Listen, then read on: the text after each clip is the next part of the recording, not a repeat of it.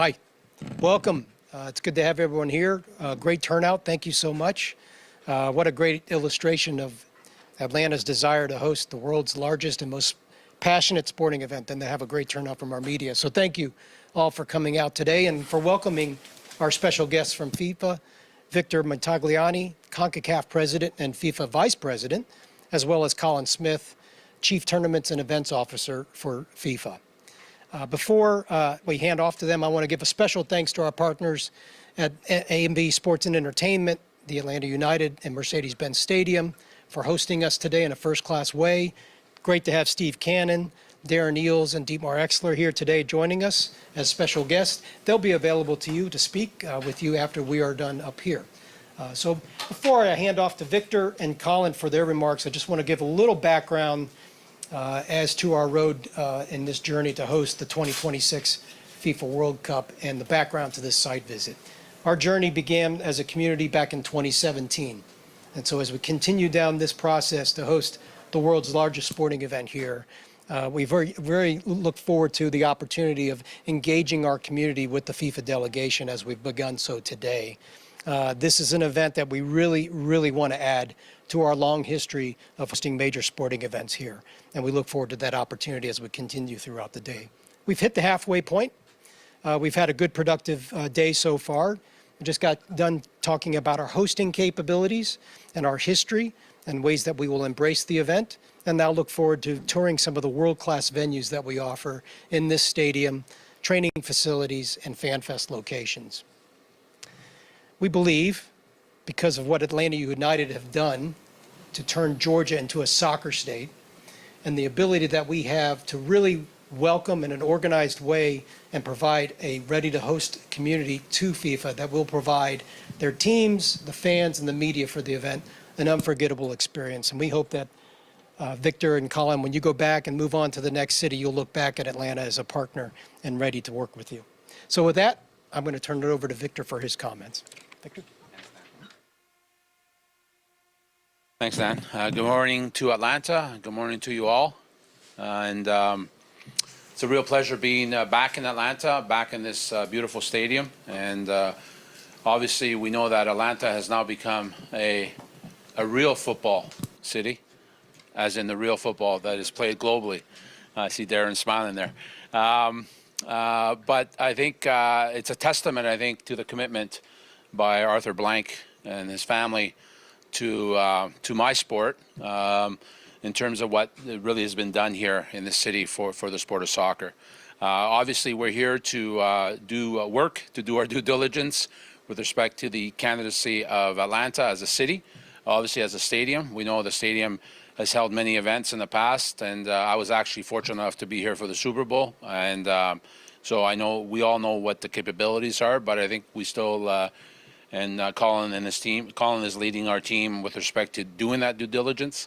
But, you know, I think from an Atlanta standpoint, I think you have a great team that's putting their best foot forward in terms of making sure that Atlanta has the best opportunity to host, to be one of the host cities for 2026. And we're really glad to be here and really thank everyone for their hospitality. Thank you. Yes, good morning, everyone. Great to be back here. It's actually 4 years since we were here, prior to actually the selection of US, Canada, Mexico as hosts of the 26 World Cup. So it's great to be back.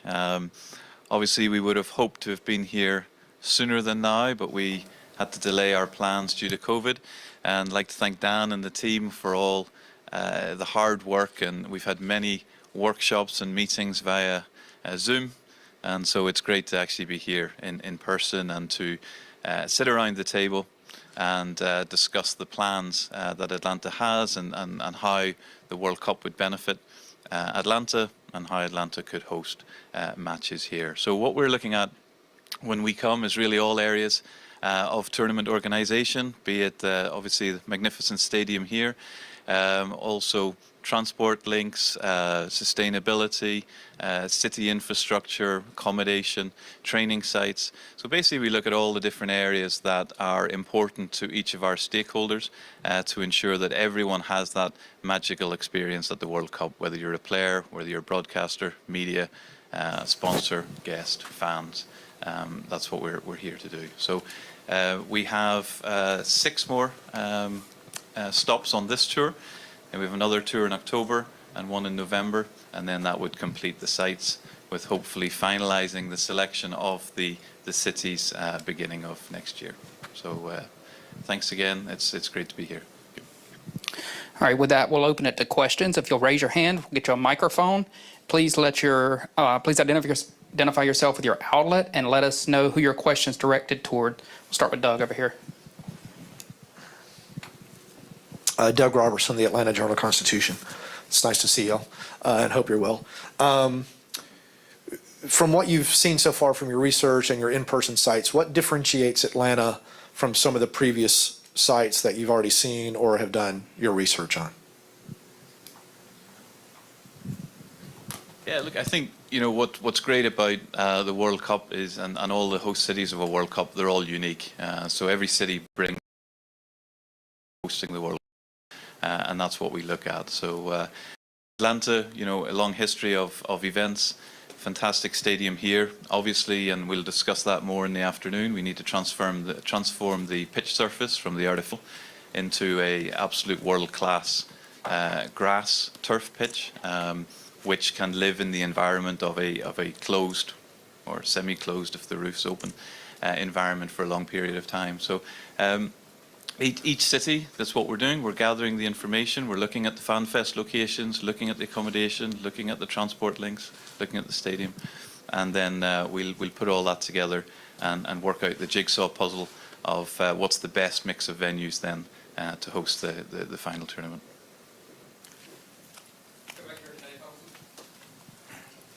Thank you. Dave Huddleston from WSB TV. Again, welcome here.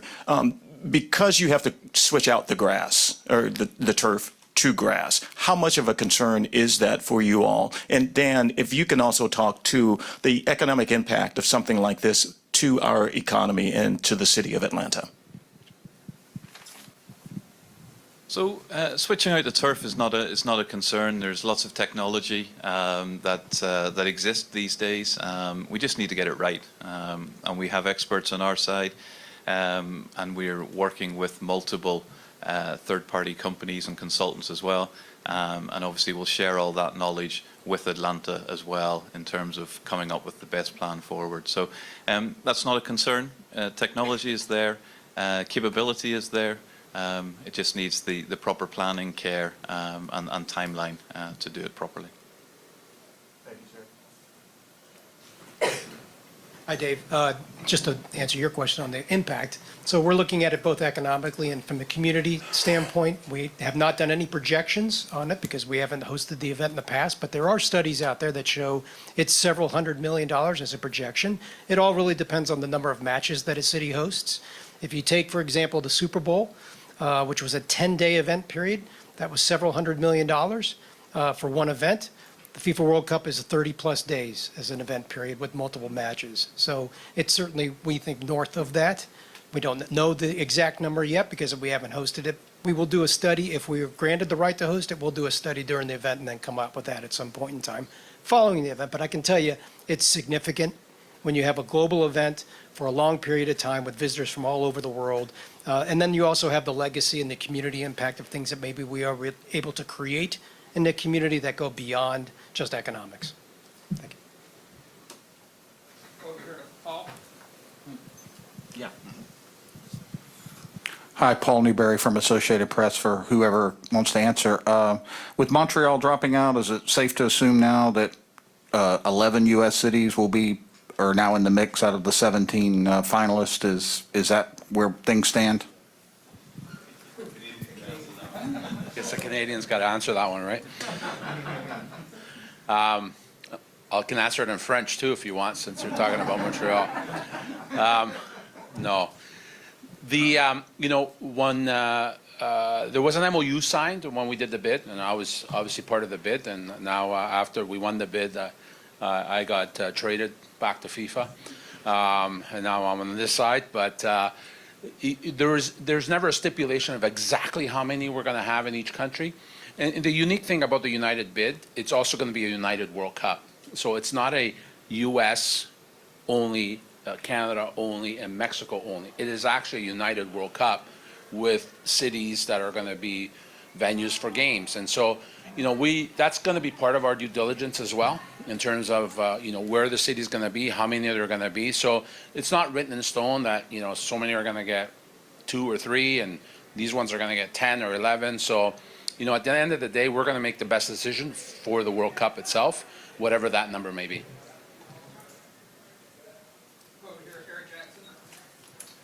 Hey, gentlemen. I think one's for Colin. Eric Jackson, Atlanta Business Chronicle, by the way. Colin, how has your conceptual understanding of the city just changed, actually being here in person instead of, Zoom and everything else?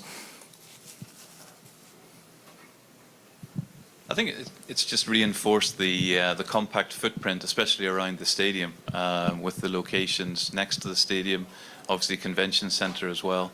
And so, Dan and the team took us through that this morning. We could see it from our hotel. Actually, from our hotel, we could see it, and then coming to the stadium, we can see it. So I think it's reinforced that the central area, what Atlanta provides, is very compact, and that's obviously something which is very interesting for fans and people coming to the stadium, congregating around the stadium for matches.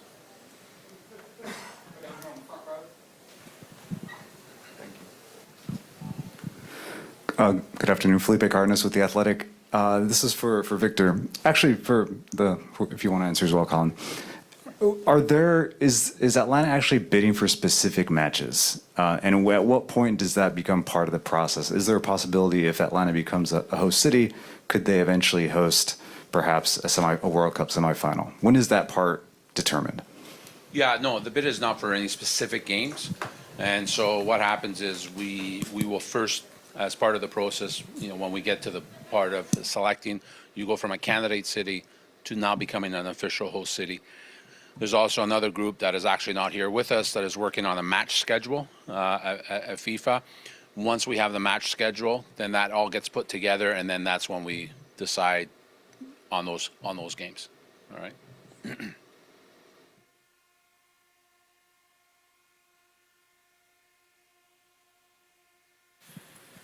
Hi, good afternoon. I'm Claire Sims with Fox 5.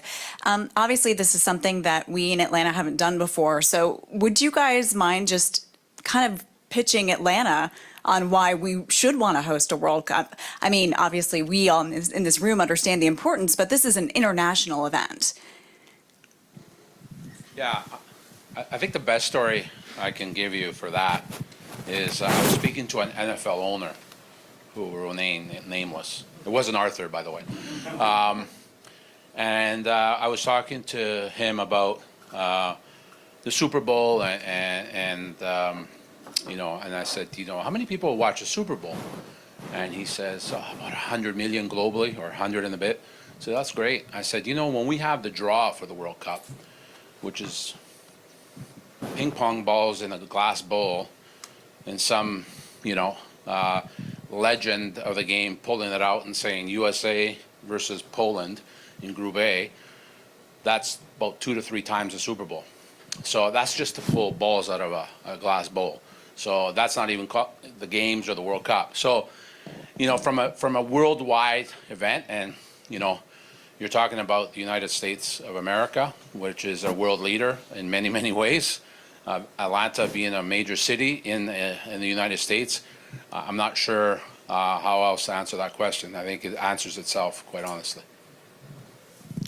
All right, due to our schedule today, we're going to cut the question and answers off right now. We are going to take a moment and do a photo op on the stage real quick, and then we'll have some opportunity for some one-on-ones afterwards.